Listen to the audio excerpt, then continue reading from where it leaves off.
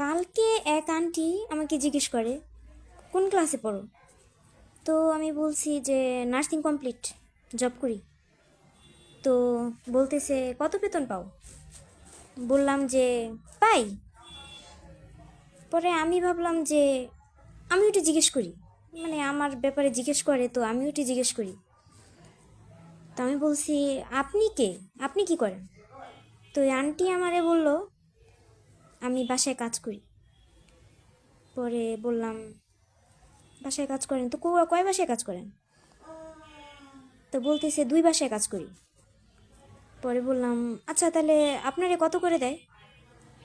তো উনি বললো এক বাসায় দেয় হচ্ছে 6,000, আর এক বাসায় 7,000 দেয়, আর মাঝে মাঝে জামা কাপড় দেয়, একবেলা খেতে দেয়, আবার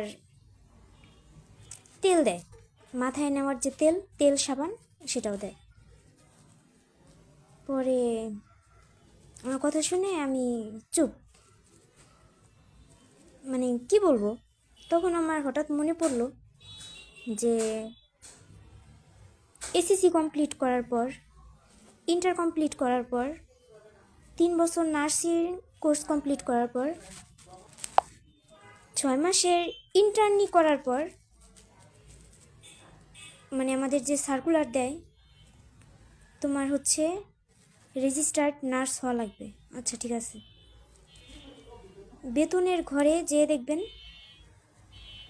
বেতন 6 থেকে 8,000, বা খুব রেয়ার আছে যে 10-এর উপরে এরকম।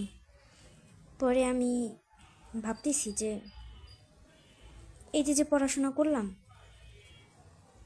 পরিশ্রম করলাম, এগুলো হচ্ছে টাকা পয়সা নষ্ট করা ছাড়া কিচ্ছু না।